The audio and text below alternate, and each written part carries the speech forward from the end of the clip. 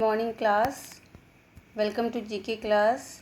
Children, today we are going to learn about characters from books, या कह सकते हो लिटरेरी कैरेक्टर्स। जो हमारे साहित्य के कुछ कैरेक्टर्स के नेम दिए गए हैं, यहाँ पर उनके कैरेक्टर्स को बताए गए हैं और उनके नेम हमें बताने हैं।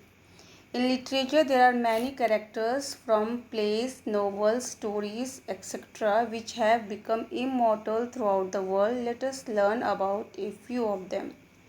हमारे साहित्य में बहुत सारे ऐसे कैरेक्टर्स हैं, हमारे कहानियों में, उपन्यास में, है ना, बहुत सारे नाटक में ऐसे कैरेक्टर्स दिए गए हैं जो कि अमर हो चुके हैं पूरे वर्ल्ड में।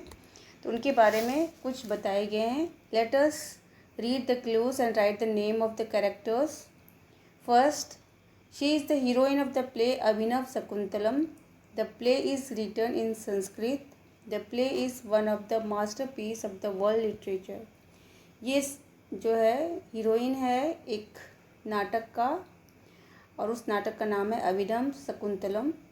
ठीक है, ये प्ले जो है संस्कृत में लिखा गया है और ये हमारे साहित्य का बहुत इम्पॉर्टेंट एक मास्टरपीस कहानी है।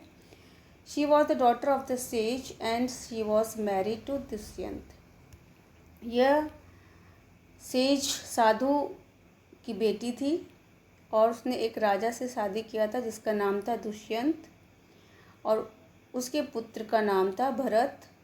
The name Bharat which is the name of a country was kept after him. उसी भरत के नाम से हमारा देश का नाम भारत पड़ा है। The play is written by Kalidas. ये कहानी किसने लिखा था? कालिदास ने लिखा था।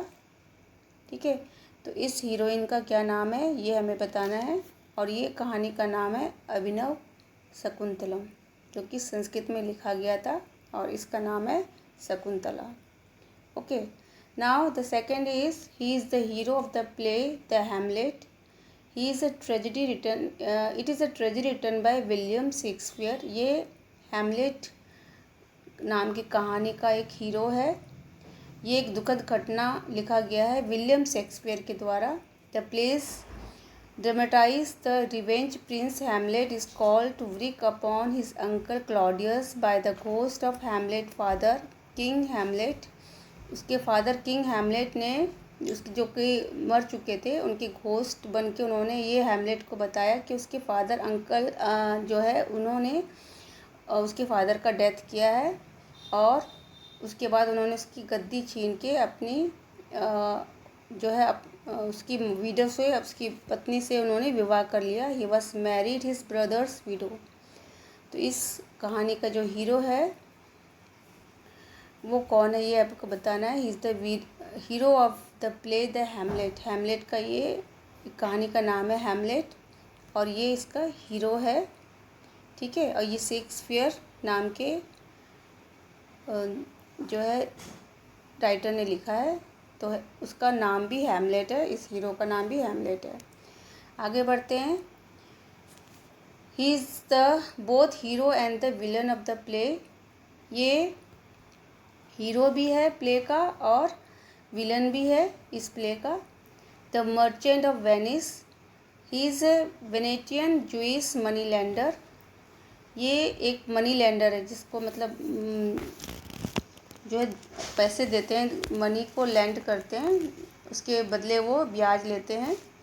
ही wanted to cut a pound of flesh from the heart of hero who fail to pay his loan.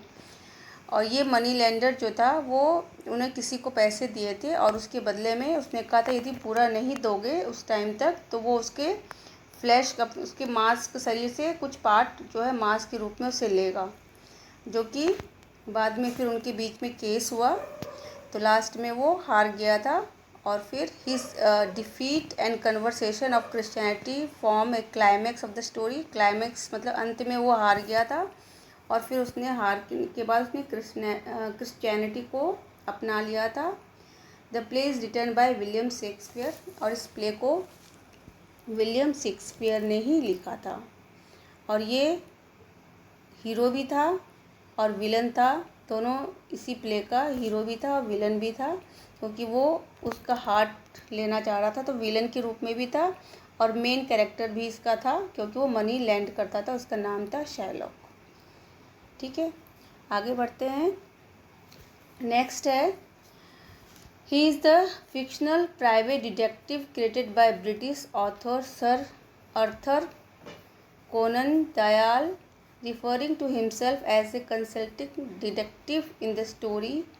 He is known for his proficiency with observation, forensic science and logical reasoning. ये कहानी जो है एक काल्पनिक कहानी है जो कि प्राइवेट डिटेक्टिव के रूप में, मतलब जो खोजबीन करते हैं ना उसके रूप में एक ब्रिटिश ऑथर ने लिखा है, सर आर्थर कैनन उसका नाम है, जो कि अपने आप को एक डिटेक्टिव मानता है। इस स्टोरी में डिटेक्टिव के रूप में उसने काम किया है, जो कि अपने ऑब्जर्वेशन, अच्छी गुणवान ऑब्जर्वेशन के रूप में उसने दिखाया है इस कहानी में।